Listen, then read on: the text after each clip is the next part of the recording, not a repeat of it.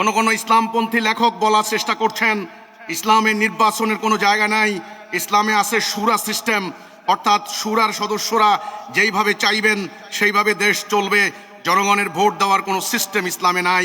এই বিষয়ে আপনার বক্তব্য জানতে চাই। আমাদের আলেমরা অনেকেই, অনেক বিজ্ঞ ফকি এই ধরনের মন্তব্য দিচ্ছেন।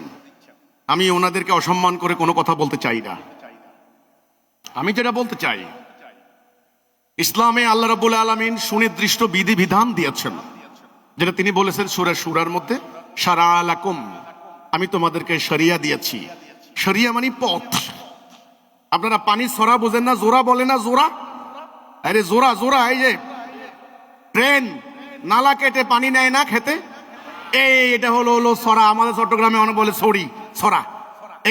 এখান থেকে আপনার লোগাতের ভাষা, এটা আরবি লোগাতে পড়লে আপনি পাবেন পথ, আল্লাহর দেওয়া পথ, কিভাবে মানুষ চলবে সেই পথ। আল্লাহ দ্বীনের ভিতরে নিয়ম নীতি কানুন আইন আল্লাহ দিয়েছেন, এটা হলো শরিয়া। নামাজ কেমনে পড়বেন, এটা শরিয়া আছে।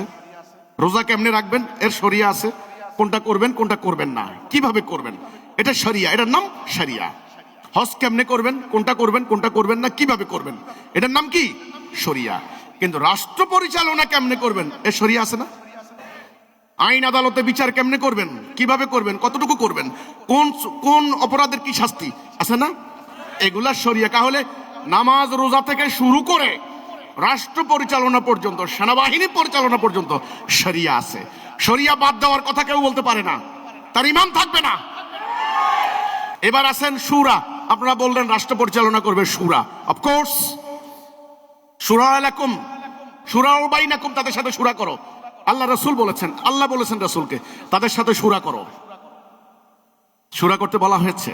কিন্তু জনগণের প্রতিনিধি, জনগণ মনোনীত করে, জনগণ পছন্দ করে শুরা কমিটিতে লোক প্রেরণ করা, এটা ইসলাম নীতি পরিপন্থী নয়। আজ থেকে ১৫০০ বছর আগের, মনে রাখতে হবে, আরবের রাষ্ট্র ব্যবস্থা, আরবের আজকের মতো এই ধরনের সিস্টেম ছিল না। তখনকার ছিল একটা গোত্রীয় ব্যবস্থা।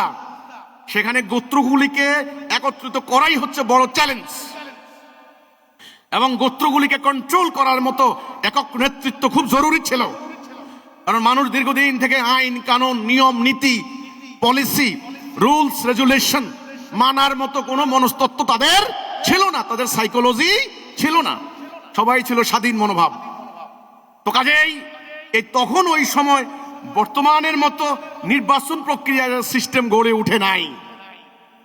কিন্তু এই ব্যাপারটা যেহেতু কোরআনে আল্লাহ রাব্বুল আলামিন এ কথা বলেননি যে তোমরা নিতে পারবে না, না, কিন্তু কোরআনে কয়েকটা আয়াত আছে, অধিকাংশ লোকের কথা শুনবেন না হে রাসূল, অধিকাংশ লোক অজ্ঞ, অধিকাংশ লোক সঠিক রায় দিতে পারেন না, অধিকাংশ লোকের ঈমান নাই, এই কথাগুলি কোরআনে এসেছে।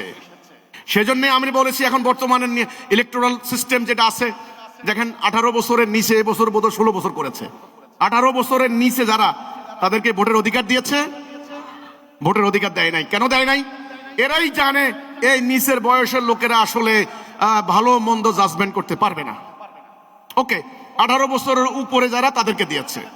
আবার যারা বাংলাদেশের স্থায়ী নাগরিক নয়, তাদেরকে ভোটের অধিকার দেয় নাই। এরকম ভোটের অধিকার কিন্তু অনেকে পায় নাই। ইসলামেরও তেমনি, যারা সুস্থ সুস্থ আল্লাহর নীতি সম্পর্কে তারা, যারা সজাগ সচেতন, ন্যায় অন্যায় বুঝে, ভালো মন্দ বুঝে, সত্য মিথ্যা পার্থক্য করতে পারে, এমন ধরনের লোকদের পরামর্শের উপরে ভিত্তি করে একটা জনপ্রতিনিধি নির্বাচিত হয়ে শুরা কমিটিতে যাবে, এতে আমি কোনো সমস্যা দেখি না। কিন্তু শুরা কমিটিতে গিয়ে ওনারা শুরা করে কার আইন প্রতিষ্ঠা করবেন? আল্লাহর আইন। ওনারা শুরা করে যদি নিজের আইন প্রতিষ্ঠা করেন, তাহলে নিজেরা হয়ে যাবে কি বিধানদাতা, এলাহ, নিজেরা বিধানদাতা হয়ে যাবে। তো এই যিনি প্রশ্ন করেছেন যে কিছু কয়েকজন শুরা দেশ চালাবে, হ্যাঁ ঠিক আছে, শুরা দেশ চালাবে, কিন্তু শুরা সদস্যরা জনগণের মনোনীত, জনগণের নির্বাচিত প্রতিনিধি হতে ইসলামের কোনো বাধা নাই, কোনো সমস্যা নাই।